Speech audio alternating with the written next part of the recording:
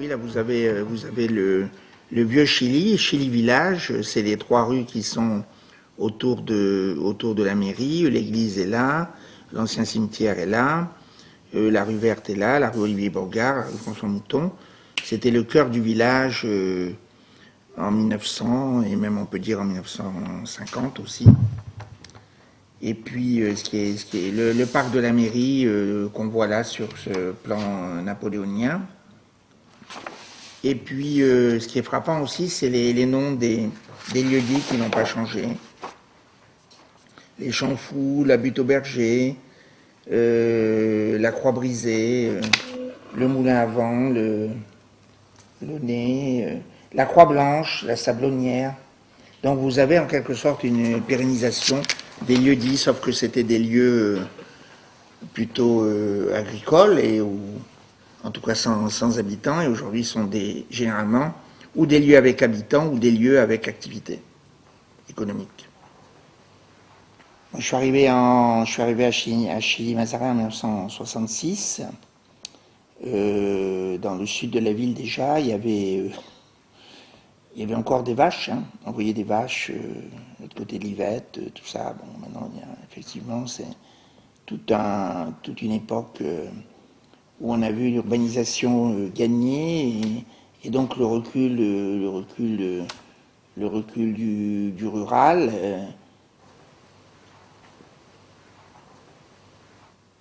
C'est l'autoroute quand même qui a coupé la ville en deux. Alors après, il y a des histoires successives. Par exemple, dans le sud, pas loin de la MJC, la zone pavillonnaire doit dater de l'entre-deux-guerres, entre 14 et 39.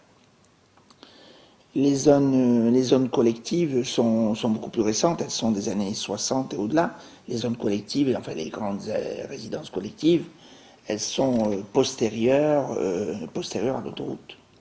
C'est l'autoroute qui a été le facteur, qui a été un formidable facteur d'urbanisation. Je dis pas que c'était bien ou que c'était pas bien, je dis que c'était un formidable facteur d'urbanisation, puisque 399 habitants en 1906, il devait y avoir 2000 habitants avant la guerre de 40, 3000 et quelques en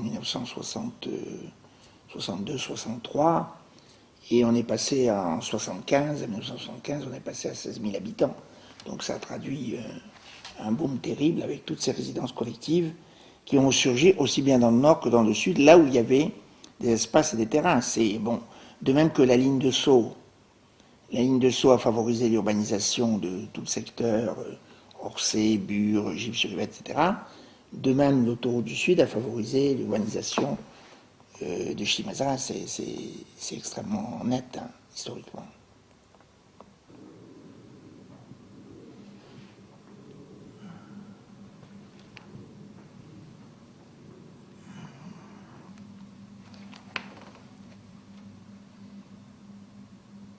Il y a eu de nouvelles constructions, il y a eu de nouvelles populations. Je me souviens dans les époques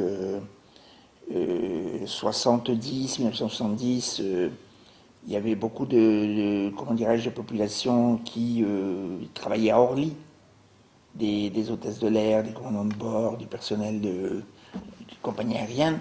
Il y en a beaucoup moins aujourd'hui parce que ce personnel travaille maintenant plutôt à Roissy qu'à Orly.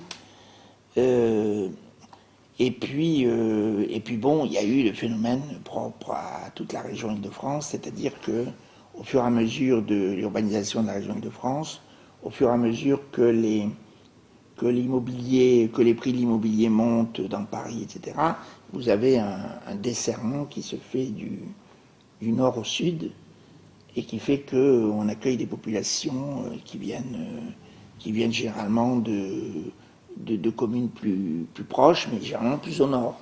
Il est rare que ce soit des populations qui viennent du sud de l'Essonne. Alors, de province, oui, de province, il y en a toujours. Mais en phénomène Île-de-France, c'est plutôt du nord au sud que ça se situe.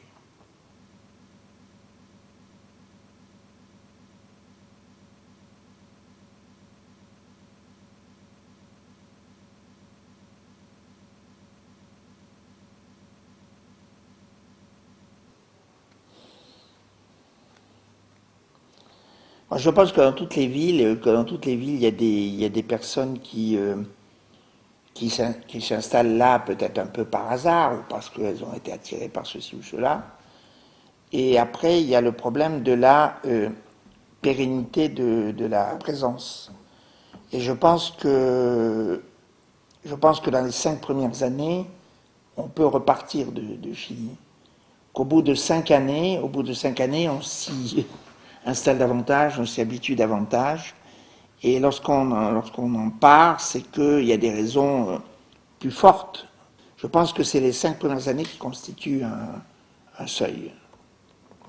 Mais ceux qui restent au bout de 5 ans, soit ils s'attachent vraiment à la ville et ils souhaitent y rester, et les enfants derrière, les jeunes derrière, les enfants derrière, soit ils partent parce qu'ils vont en province, ils vont, voilà, pour des raisons professionnelles ou de retraite, ou alors ils cherchent, il y a aussi le phénomène de personnes qui recherchent, qui sont en appartement, c'est quand même le gros des habitants de Chili, et qui cherchent une maison individuelle et qui la trouvent difficilement sur place. Donc ils vont ailleurs, ils vont plus au sud de l'Essonne généralement.